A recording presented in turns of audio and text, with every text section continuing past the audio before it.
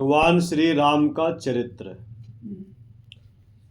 नारद जी कहते हैं, रामं दाशरथिं चैवमृतं सृंजय शुश्रुमो यं प्रजा अन्वमोदन्त पिता पुत्रानिवोरशान।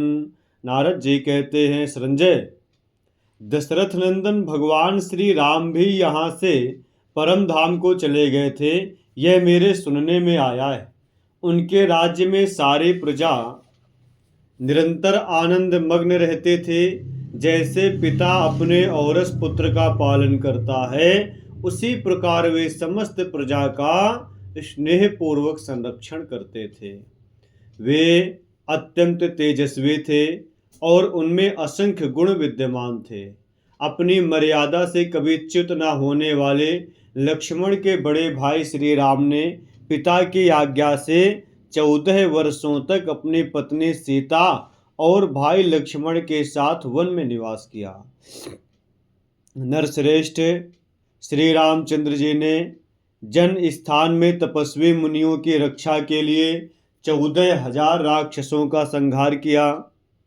वहीं रहते समय लक्ष्मण सहित श्री राम को मोह में डालकर रावण नामक राक्षस ने उनकी पत्नी विदेह नंदनी सीता को हर लिया। रामामृतां राक्षसेन भार्यां श्रुत्वा जटायुषः आतुरः शोक संतप्तो अगच्छद रामो हरेश्वरम। अपनी मनोरमा पत्नी के राक्षस द्वारा हर लिए जाने का समाचार जटायु के मुख से सुनकर भगवान श्री रामचंद्र जी आतुर और शोक मग्न होकर के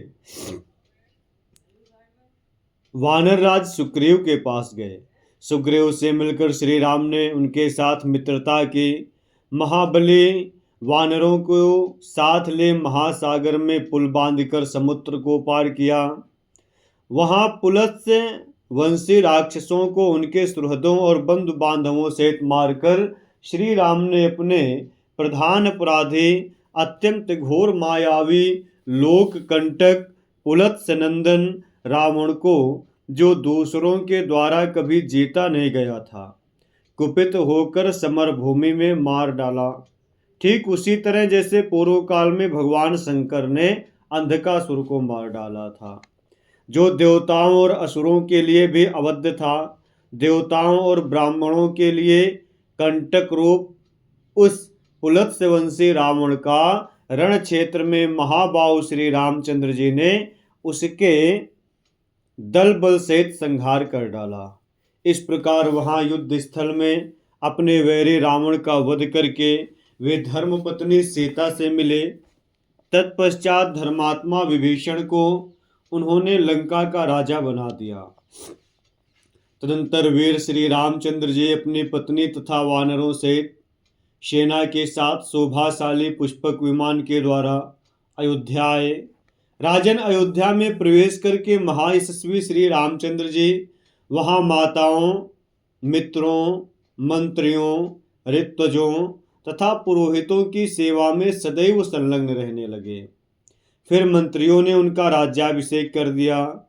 इसके बाद वानर राज सुग्रीव, हनुमान और अंगद को विदा करके अपने वीर भ्राता भरत, शत्रुघ्न और लक्ष्मण का आदर करते हुए विदेह नंदनी सीता द्वारा प्रेम पूर्वक सम्मानित हो रामचंद्र जी ने चारों समुद्रों तक की सारी पृथ्वी पर शासन किया और समस्त प्रजाओं पर अनुग्रह करके वे देवताओं द्वारा सम्मानित हुए।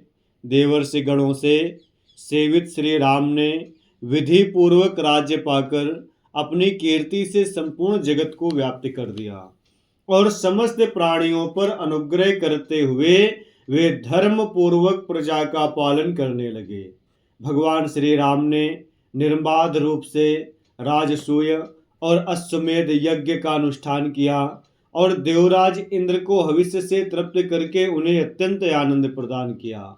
राजा राम ने नाना प्रकार के दूसरे दूसरे यज्ञ भी किए थे, जो अनेक गुणों से संपन्न थे।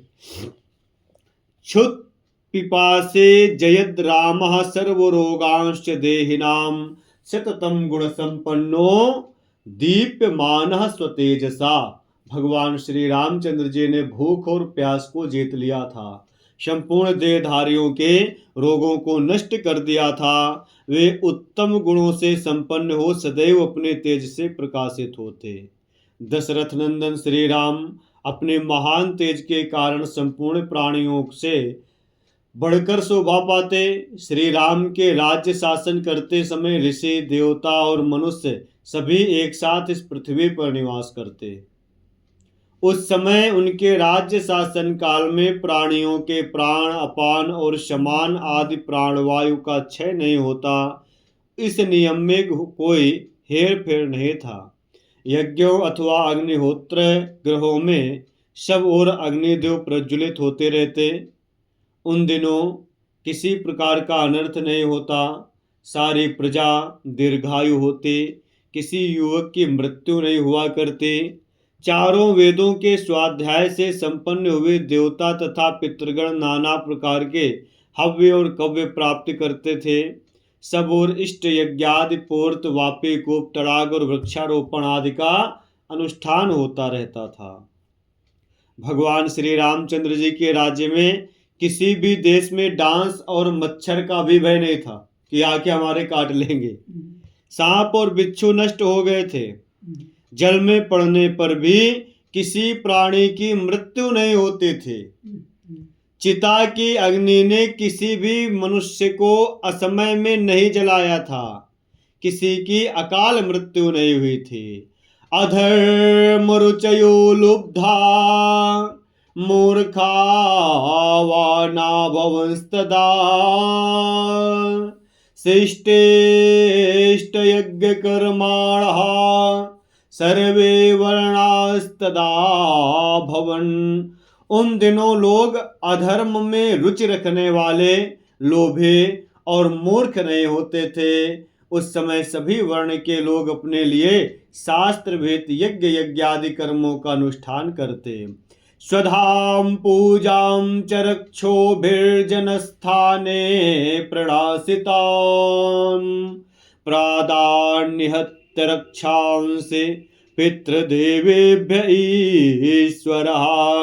जन स्थान में राक्षसों ने जो पितरों और देवताओं की पूजा अर्चा नष्ट कर दी थी, उसे भगवान श्री राम ने राक्षसों को मारकर पुनः प्रचलित किया और पितरों को श्राद्ध का तथा देवताओं को यज्ञ का भाग दिया। श्री राम के राज्य काल में एक एक मनुष्य के हजार हजार पुत्र होते थे और उनकी वायु भी एक एक शास्त्र वर्ष होती। बड़ों को अपने छोटों का श्राद्ध नहीं करना पड़ता। न तस्करा न व्याधिर्वा विबोधोपद्रवाः क्वचित् अनावृष्टि भयं चात्र दुर्भिक्षो व्याधयः क्वचित् शर्वं प्रसन्नमेवासि दत्यंत सुख संयुतम् एवं लोको भवत् सर्वो रामे राज्यं प्रशासते। जब भगवान श्री राम का राज्य चल रहा था, उस समय चोर, नाना प्रकार के रोग और भांति भांति के उपद्रव नहीं होते। दुर्भिक्ष, व्याधि और अनावृष्टि आदि का भय भी नहीं होता। सारा जगत अत्यंत सुख से संपन्न और प्रसन्न ही दिखाई देता। इस प्रकार श्री राम के राज्य करते समय सब लोग बहुत सुखी थे। भगवान श्री राम की श्यामो युवा लोहिताक्षो मत्त मातंग विक्रमः आजानुबाहु सुभुजः सिंहस्कंधो महाबलः 10 वर्ष सहस्राणि 10 वर्ष शतानि च सर्वभूत मनः कामतो रामो राज्यमुकारयत्। भगवान श्री राम की श्याम सुंदर छवि, तरुण अवस्था और कुछ कुछ अरुणाएं लिए बड़ी बड़ी आंखें थी। उनकी चाल मतवाले हाथी की जैसे थे। भुजाएं सुंदर और घुटनों तक लंबे थे। कंधे सिंह के समान। उनमें महान बल। उनके कांते समस्त प्राणियों के मन को मोह लेने वाले थे। उन्होंने 11,000 वर्षों तक राज्य किया। रामो रामो रामइति प्रजानाम भवत्कथा रामाद् रामं जगद्भूत रामे राज्यं प्रशासते। भगवान श्री रामचंद्र जी के राज्य शासन काल में समस्त प्रजाओं में राम राम राम यही चर्चा होती थी, दूसरी कोई चर्चा ही नहीं। श्री राम के कारण सारा जगत ही राममय हो रहा था। चतुर्विधा प्रजा राम स्वर्गम नीत्वा दिवं गतः आत्मानं संप्रतिष्ठाप्य राजवंशमिहाष्टधा। फिर समयानुकूल अपने और भाइयों के अंशभूत दो दो पुत्रों द्वारा 8 प्रकार के राज्य वंशों की स्थापना करके उन्होंने चारों वर्णों की प्रजा को अपने धाम में भेजकर स्वयं भी सदेह परम धाम को गमन किया। स्वैत्य संजय, वे श्री रामचंद्र जी धर्म ज्ञान और वैराग्य तथा ऐश्वर्य में चारों बातों में तुमसे बहुत बड़े चढ़े थे और तुम्हारे पुत्र से तो अधिक पुण्यात्मा थे। जब वे भी यहाँ नहीं रह सके तब दूसरों की तो बात ही क्या। तुम यज्ञ और दान दक्षिणा से रहित अपने पुत्र के लिए शोक ना करो। नारद जी ने राजा संजय को यह बात कहकर उनके शोक को दूर करने के लिए कार्य किया।